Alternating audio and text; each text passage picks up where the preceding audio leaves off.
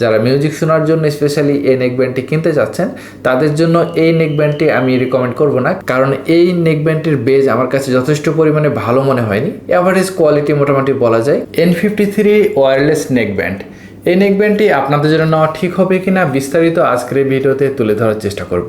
আপনারা যারা নতুন আমাকে প্রথমবার দেখছেন আমাদের চ্যানেলটি সাবস্ক্রাইব করে আমাদের সাথে থাকুন, কারণ আমরা এই চ্যানেলের মাধ্যমে প্রোডাক্টের ভালো মন্দ দিকগুলো তুলে ধরার চেষ্টা করি।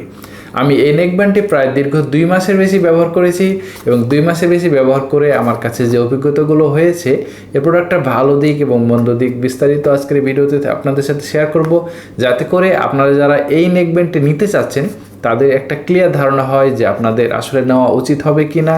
এই নেকব্যান্ডটির ভালো দিকও আছে, কিছু মন্দ দিকও আছে, তাই পুরো ভিডিওটি দেখুন, তারপরে সিদ্ধান্ত নিন যে N53 এই নেকব্যান্ডটি আপনাদের নেওয়া ঠিক হবে কিনা। তো যদিও আমি এটা 2 মাস ব্যবহার করেছি, তবু আপনাদের সাথে জাস্ট ফর্মালিটি মেনটেন করার জন্য এটা আনবক্সিং করি। N53 প্রোডাক্টটি আনবক্সিং করার আগে এই প্রোডাক্টটার প্যাকেজিং কোয়ালিটি সম্পর্কে বলি। আমার কাছে মনে হয়েছে মোটামুটি অ্যাভারেজ কোয়ালিটি প্যাকেজিং ব্যবহার করা হয়েছে, আর একটু প্রিমিয়াম এবং শক্তপোক্ত প্যাকেজিং হলে ভালো হতো। তারপরে মোটামুটি অ্যাভারেজ কোয়ালিটি প্যাকেজিং বলা হয়। আইটেল ব্র্যান্ডের যে সিগনেচার কালার ব্ল্যাক এবং রেডের যে কম্বিনেশন, সে ব্ল্যাক অ্যান্ড রেডের কম্বিনেশন ব্যবহার করে কিন্তু এই প্রোডাক্টটার প্যাকেজিং করা হয়েছে।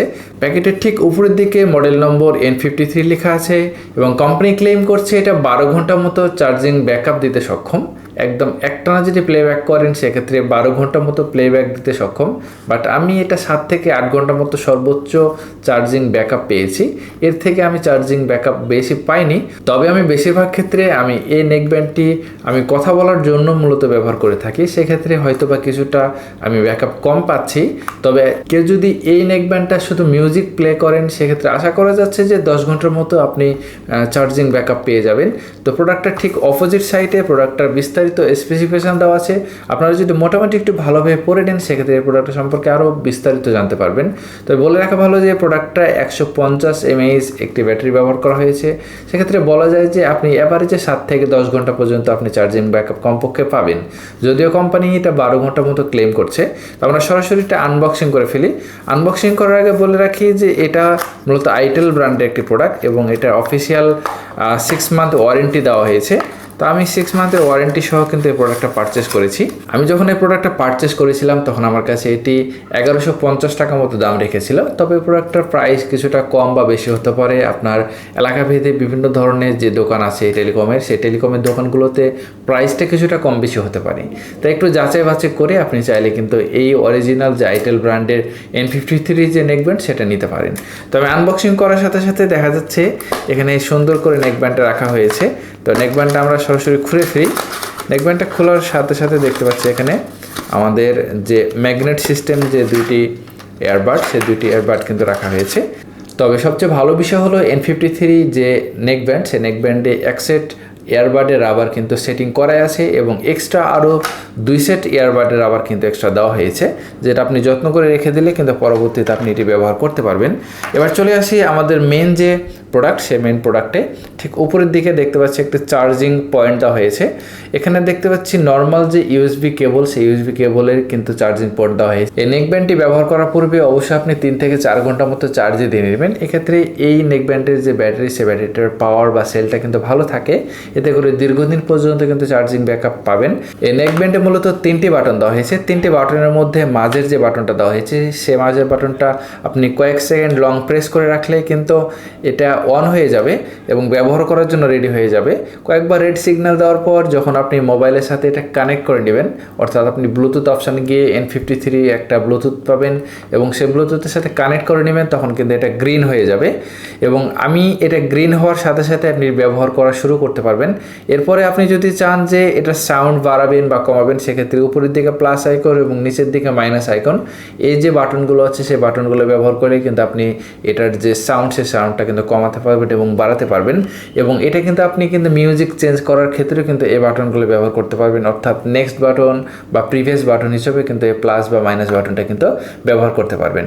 তো এবার চলে আসি এই প্রোডাক্টটার বিল্ড কোয়ালিটি নিয়ে।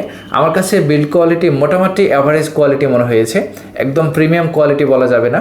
তবে বাজেট অনুযায়ী আমার কাছে মনে হচ্ছে এর বিল্ড কোয়ালিটি যথেষ্ট প্রিমিয়াম এবং মোটামুটি ভালো মানের মেটেরিয়াল ব্যবহার করা হয়েছে।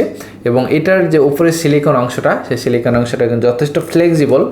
এবং সামনের দিকে দেখতে পাচ্ছি অ্যাজ ইউজুয়াল যে আমরা ইয়ারফোনের কেবলগুলো দেখি সেই ইয়ারফোনের কেবলগুলোর মতো কিন্তু কেবল ব্যবহার করা হয়েছে।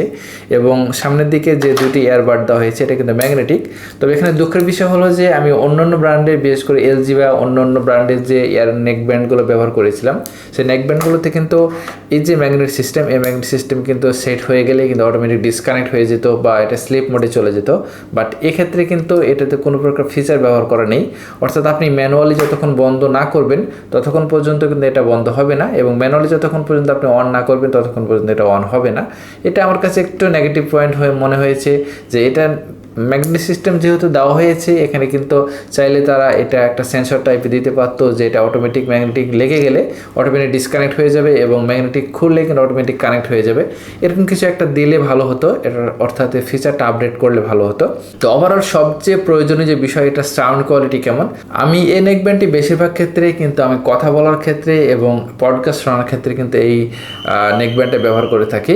আমি কিন্তু খুব একটা গান শুনি নাই, তারপর আমি সাউন্ড টেস্ট করার জন্য মোটামুটি গান শুনেছি এবং বিভিন্ন ধরনের মিউজিক প্লে করে দেখেছি।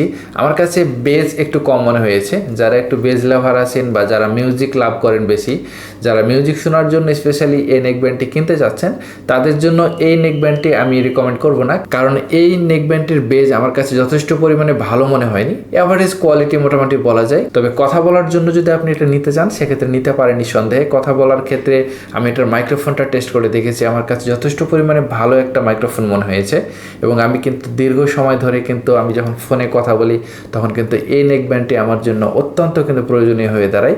এবং আমি যেহেতু পডকাস্ট শুনি সেক্ষেত্রে আমার বেজ খুব একটা প্রয়োজন হয় না, সেক্ষেত্রে কিন্তু এই নেকব্যান্ডটা আমার কাছে যথেষ্ট ভালো মনে হয়েছে। তো এটা সাউন্ড কোয়ালিটি আমি অ্যাভারেজ কোয়ালিটি বলতে পারি, 10-এর মধ্যে 7 বা 8 দিতে পারি, বাট 9-10 অর্থাৎ একদম প্রিমিয়াম কোয়ালিটি নেকব্যান্ড এটা বলবো না, কারণ এটার বাজেট অনুযায়ী যথেষ্ট পরিমাণে মিউজিক এবং যারা পডকাস্ট শুনবেন বা কথা বলবেন তাদের অ্যাভারেজ কোয়ালিটি বলা যায় নেকব্যান্ডটি। যারা একদম বেশি মিউজিক পছন্দ করেন অর্থাৎ বেশি বেজ পছন্দ করেন তাদের ক্ষেত্রে আমি এই নেকব্যান্ডটি টোটালি রিকমেন্ড করব না। আপনারা এইটা না নিয়ে আপনি OnePlus বা এলজি ব্র্যান্ডের যে নেকব্যান্ডগুলো আছে যেটা ভালো মানের বেজ প্রোভাইড করে সেগুলো আপনারা একটু বাজেট বাড়িয়ে 1500 থেকে 2000 বা 2200 টাকার মধ্যে কিন্তু ভালো ভালো নেকব্যান্ড আছে, সেই নেকব্যান্ডগুলো কিন্তু আপনারা নিতে পারেন। তো আমার কাছে এটা যারা একদম 1200 টাকার মধ্যে মোটামুটি অ্যাভারেজ কোয়ালিটি ভালো মানে নেকব্যান্ড চাচ্ছেন, ব্যাটারি ব্যাকআপ ভালো, মোটামুটি 8 থেকে 10 ঘন্টার মধ্যে আপনি ব্যাটারি ব্যাকআপ চাচ্ছেন, সেক্ষেত্রে আপনারা এই N53 অর্থাৎ itel ব্র্যান্ডের N53 যে নেকব্যান্ড আছে সেই নেকব্যান্ডটি ট্রাই করে দেখতে পারেন। আমার কাছে এখন পর্যন্ত এই নেকব্যান্ডটি ব্যবহার করে 2 মাস ব্যবহার করেছি, কোনো প্রকার প্রবলেম পাইনি। তবে আমার কাছে এটার সিগন্যালটা একটু কম মনে হয়েছে, বিশেষ করে 10 থেকে 12 ফুট দূরত্ব যাওয়ার পর অপোজিট সাইডে যখন ঘুরে থাকে তখন কিন্তু সিগন্যালটা লস করে। তো এটা আমার কাছে একটু নেগেটিভ পয়েন্ট মনে হয়েছে। তবে মোবাইল ছেড়ে আসলে এতটা দূরে যাওয়া হয় না অ্যাভারেজে, সেক্ষেত্রে কিন্তু আমার এতটা ডিস্টেন্সটা খুব বেশি ম্যাটার করে না। তবে এটার ডিস্টেন্সটা আরেকটু বেশি হলে ভালো হতো। তো আপনি সাধারণত বেশিরভাগ ক্ষেত্রে মোবাইল পকেটে থাকবে, আপনার ঘাড়ে নেকব্যান্ড থাকবে, তো এক্ষেত্রে কিন্তু ডিস্টেন্সটা খুব বেশি প্রবলেম হবে না। তো এটার যে মূলত ডিস্টেন্স, সেই ডিস্টেন্সটা আমি 10 থেকে 12 ফিট পর্যন্ত স্টেবল পেয়েছি। তবে 15-16 ফিট পর্যন্ত ফাঁকা জায়গা বা যেগুলোতে কোনো প্রকার বাধা নেই, ওয়াল নেই, সেগুলো কিন্তু সুন্দরভাবে কাজ করে। তো এই ছিল মোটামুটি N53 নেকব্যান্ডের ভালো দিক এবং মন্দ দিক। এই ভিডিওটি কেমন লাগলো অবশ্যই আপনি আমাদের এই ভিডিওতে কমেন্ট করতে ভুলবেন না। দেখা হবে নতুন কোনো এক ভিডিওতে, সে পর্যন্ত সবাই ভালো থাকবেন। আসসালামু আলাইকুম।